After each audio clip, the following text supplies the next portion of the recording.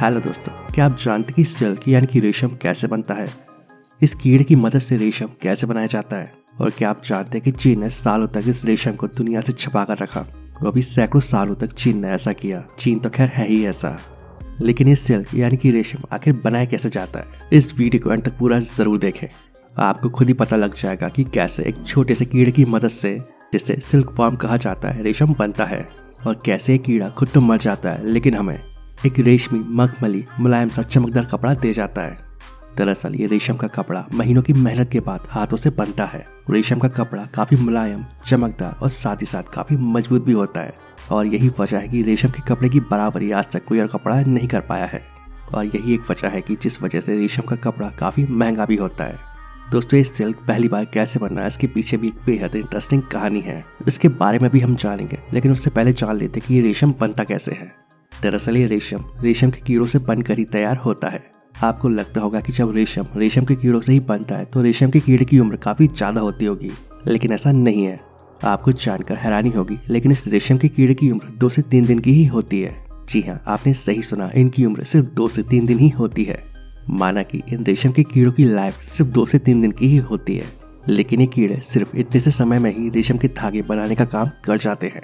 ये silk worm अपने 2 से 3 दिन की लाइफ में 300 से 400 अंडे देते हैं और करीब 10 दिन के अंदर ही हर एक अंडा एक कीड़े को जन्म देता है, और जिसे लार्वा कहा जाता है।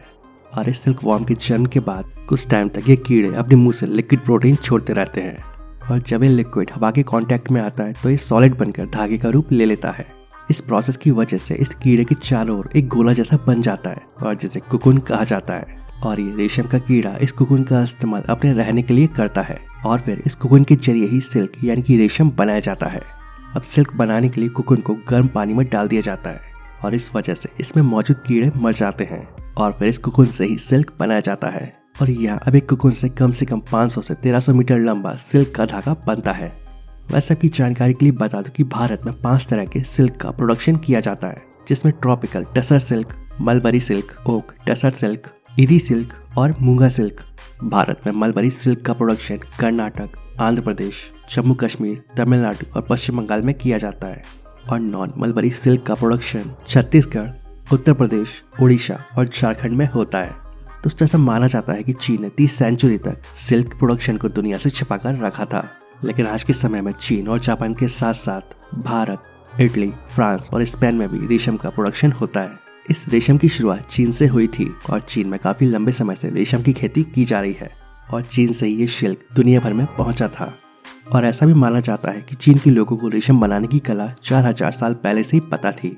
रेशम की खोज पहली बार कैसे हुई थी?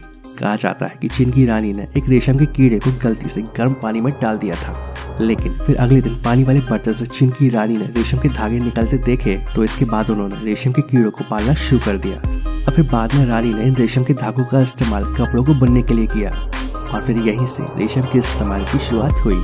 इसके बाद रेशम का ये रहस्य कई दशकों तक चीन तक ही सीमित रहा था, लेकिन इसके बाद जापान के राजाओं ने अपने जासूसों को भेजकर इसके बारे में पता किया, और ये जासूस एक बांस की नली में रेशम के कीड़ों को छुपाकर जापान ले आया। और फिर जापान से ये कला धीरे धीरे पूरी दुनिया तक फैल गई, और आज के समय में इस रेशम की डिमांड लगातार बढ़ती ही जा रही है। आपको बता दें कि रेशम के कीड़ों को पालने की प्रोसेस को सेरीकल्चर भी कहा जाता है, और इस सेरीकल्चर में कच्चे रेशम के प्रोडक्शन के लिए रेशम के कीड़ों को पाला जाता है, और इस काम में खर्चा भी काफी कम आता है, और आज के समय में ये भी रोजगार का एक अच्छा ऑप्शन है। तो दोस्तों, अब आपको काफी अच्छे से समझ आ गया होगा कि रेशम यानी कि सिल्क कैसे बनता है। तो इस वीडियो को अपने दोस्तों के साथ शेयर करना ना भूलें, और वीडियो पसंद आए तो इस वीडियो को लाइक जरूर कर दें। तो आज के लिए बस इतना ही, मिलते हैं नेक्स्ट वीडियो में। जय हिंद, जय भारत, वंदे मातरम।